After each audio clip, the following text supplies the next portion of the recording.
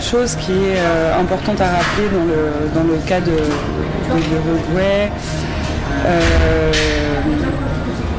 au-delà de cet auto-coup d'État, c'est, on va dire, la caractéristique répressive principale, ça a été la prison politique systématique, massive, de longue durée, ce qui implique aussi la torture systématique, et pour les femmes, notamment, mais pas seulement, les violences sexuelles systématiques. Simplement, voilà, pour comparer par rapport à l'Argentine ou au Chili, où on va dire en Argentine le phénomène majeur c'est la disparition forcée et il est considéré qu'au Chili c'est l'exécution. C'est un peu des simplifications, tout ça, pour caractériser. Au-delà de ça, de nombreuses personnes qui ont été destituées de leur poste pour des raisons politiques, des exilés, un exil massif, etc. La dictature uruguayenne aussi se présentait sous la forme de processus de réorganisation nationale, c'est-à-dire de redéfinition de la nation. Redéfinition de la nation, ça veut aussi dire redéfinition des rôles qui sont assignés à chacun dans la société.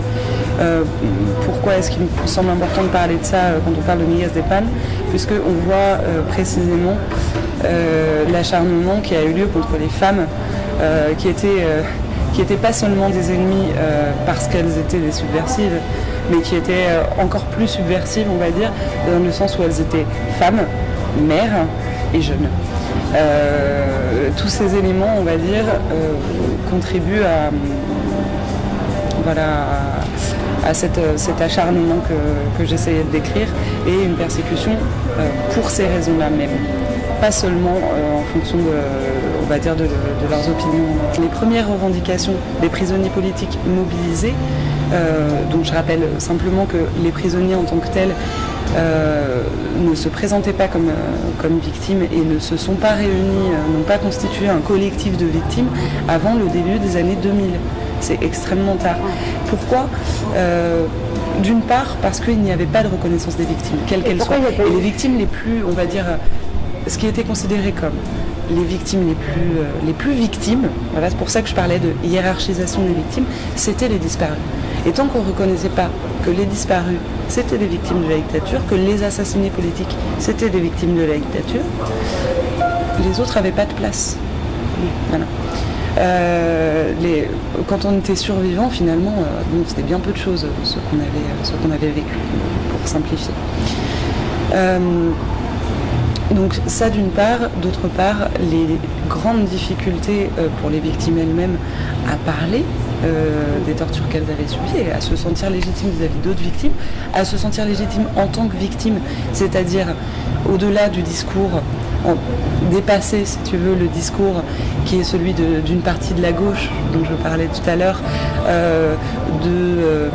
nous étions des révolutionnaires, nous savions à quoi nous attendre, donc nous n'avons rien à réclamer, qui est le discours des ex-guerrilleros de MLN, un discours qui est présent aussi au sein d'autres forces politiques. Ça conduit vraiment à cette illégitimité des victimes pour prendre la parole, pour reconnaître ce qu'elles ont vécu.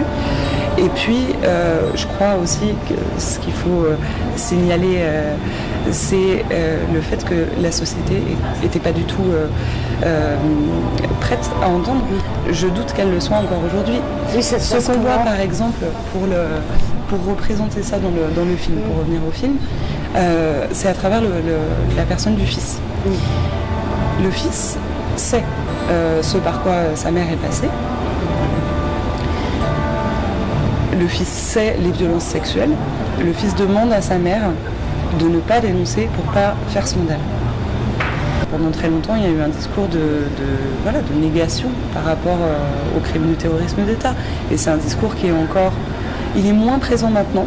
Ce qu'on a, c'est plus vraiment du négationnisme, mais c'est relativisé, parce qu'on ne peut plus, en fait, puisqu'on a mis à jour vraiment les pratiques répressives.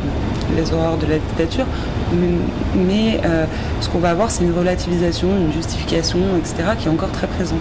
Et puis, tout ce qui a trait à dire qu'il vaut mieux ne pas trop remuer le passé traumatique et se concentrer sur le futur.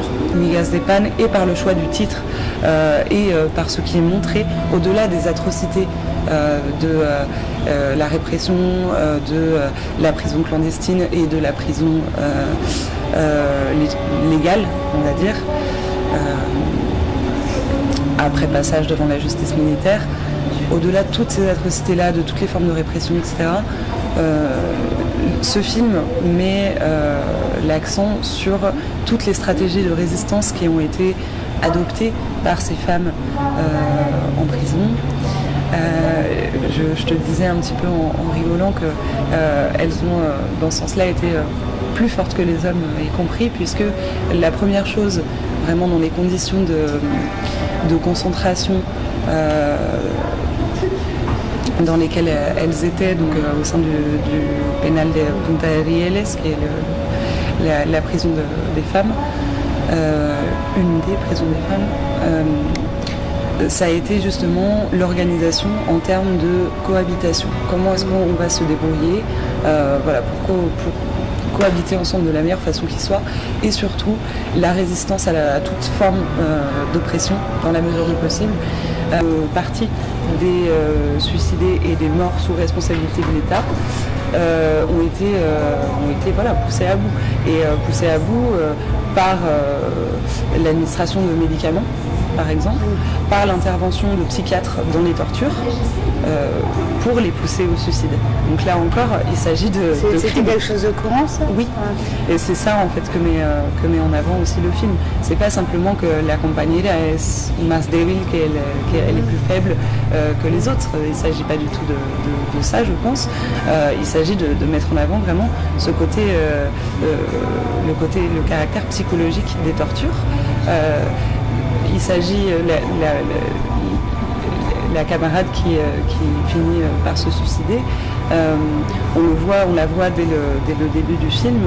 On voit l'acharnement d'un militaire en particulier à son encontre, militaire qu'elle est obligée de revoir quand elle devient prisonnière légale. Donc voilà, toute cette dimension-là, on va dire, elle est mise en valeur à travers ce suicide. Oui, il est extrêmement difficile d'en parler encore aujourd'hui, même si il y a une certaine libération de la mémoire, des mémoires complètement invisibles qui commencent à surgir. Je parlais de la mémoire des fils et filles de prisonniers politiques, les mémoires aussi provinciales par rapport aux mémoires de la capitale. Voilà, il y a d'autres mémoires qui commencent à surgir, mais c'est encore balbutiant. C'est quelque chose qu'on sent si on va en Uruguay ? Est-ce qu'on en parle assez facilement ? Si on y va maintenant ?